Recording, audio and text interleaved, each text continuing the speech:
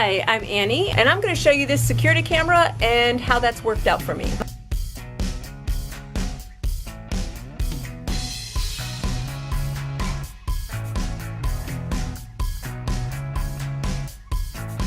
The Wansview waterproof Wi-Fi camera comes with its long instructions, which covers all sorts of beautiful details, but it also comes with the quick start. So you've got a very quick and easy to follow instruction tutorial.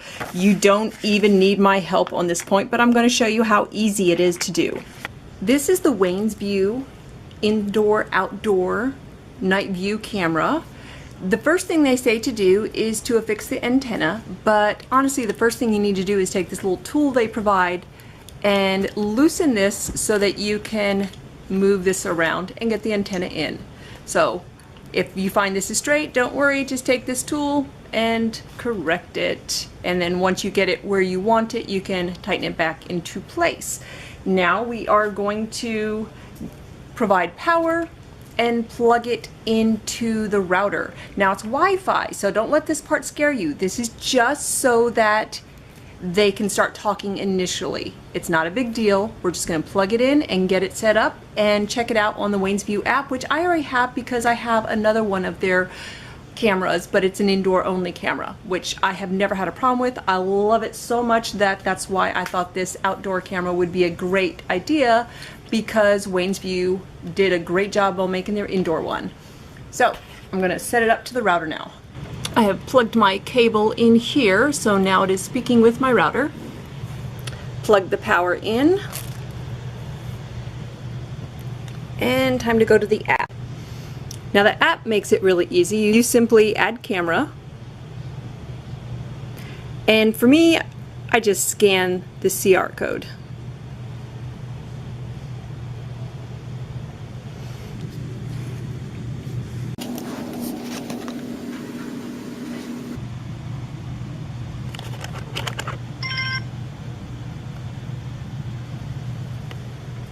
And then it fills itself out.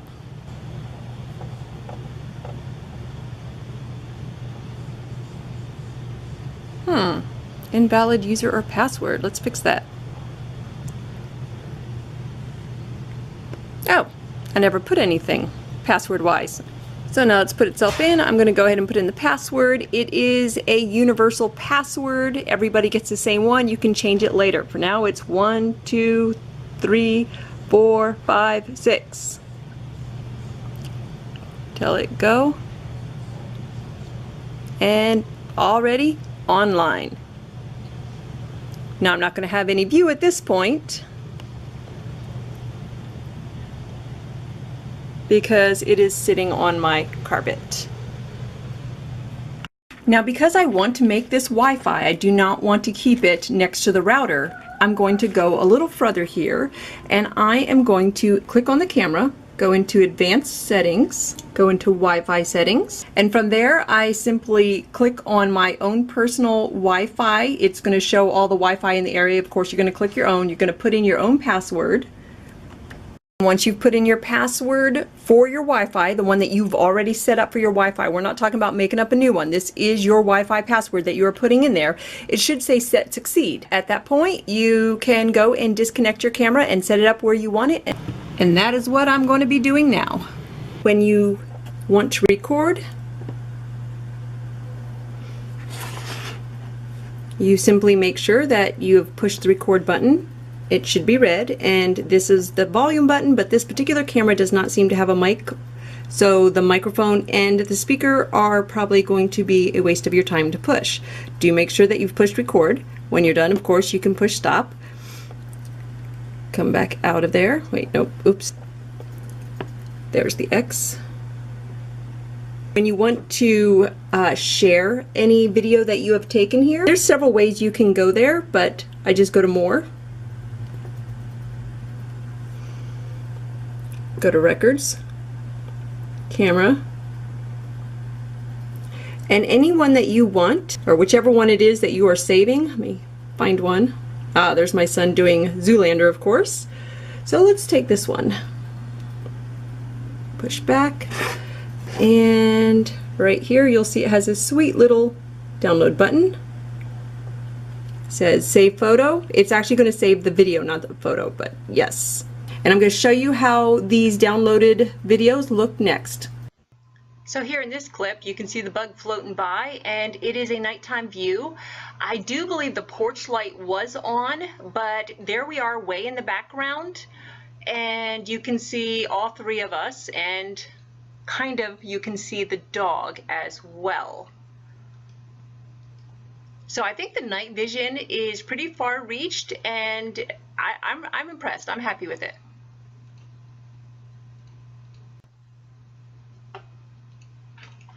Now here are cars coming by, and you can see how we show up in the headlights there. And honestly, I see us just as well, except the car headlights make us look a little bit more paled out, washed out. Of course, it was a busy night for us. We were watching the meteor shower, and so we keep looking up in the sky and going, well, where are all the meteors? Because sadly, from our section of the hemisphere, it just was not a good showing. And now here we are. You can see that the porch light is not on. We are relying only on the light of the camera itself. And again, the image is fantastic. For nighttime viewing, for it doing all of the work, I was very pleased with this.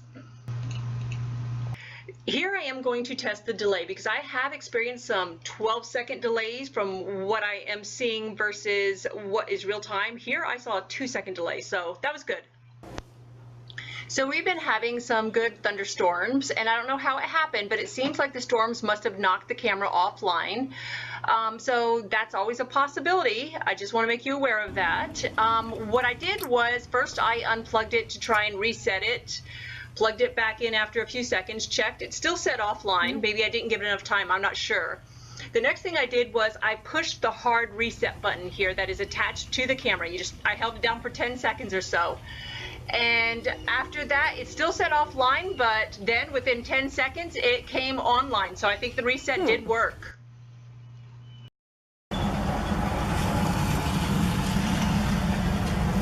Oh, okay.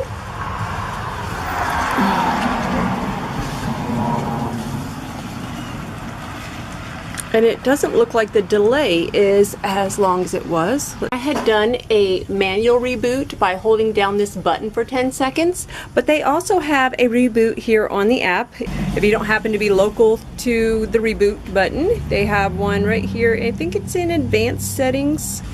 There, Reboot Camera. So you can do that. The antenna, when I was having huge delays, like 12, 15-second delays from when somebody stepped in front of the camera to when I could actually see it, the antenna was not aimed up. So I think paying attention to the antenna is going to be a big deal. Now this is not going to be its permanent placement, and so I have simply used electrical tape because I don't get the sticky residue when I use that. So I did that to make sure that it was secure until I can figure out exactly where I want to stash this baby. Now going over my overall thoughts of this camera, it's not going to be staying there for multiple reasons. This is a very high traffic area, so I need a lot more security here. I need to be able to play back whatever happens if somebody takes a package. Of course I've got my doorbell camera too, but if somebody takes something, somebody does anything, I want to be able to play back to that moment. And because this one does not take a TF card, that's not going to be possible for me because I don't have one of those little boxes where you store the camera memory in. So I need something that has the TF card built into it. But if you have the box where you store your recordings, this will probably work wonderfully for you. Like I said, I found these cameras to be pretty reliable. Or if you simply want to be able to open it up and look and see what's happening, then this will also work. But if you need to go back and scan through the past and you don't have a DVR for it, then no, this is not going to be something you're going to put into a must-see area. Resetting it is easy. It's pretty reliable. I love the app. It's simple. What else can I say about it? Oh, the night view was really good. I thought the viewing of it is pretty clear. So given all of that information, I hope that helps you decide if this camera is going to be able to work for your situation. As always, where I found this product, I'm going to go ahead and put into the info box down below. And so you'll have the link right there. Just click on that and they'll take you to it if you are at all interested in it. Happy shopping!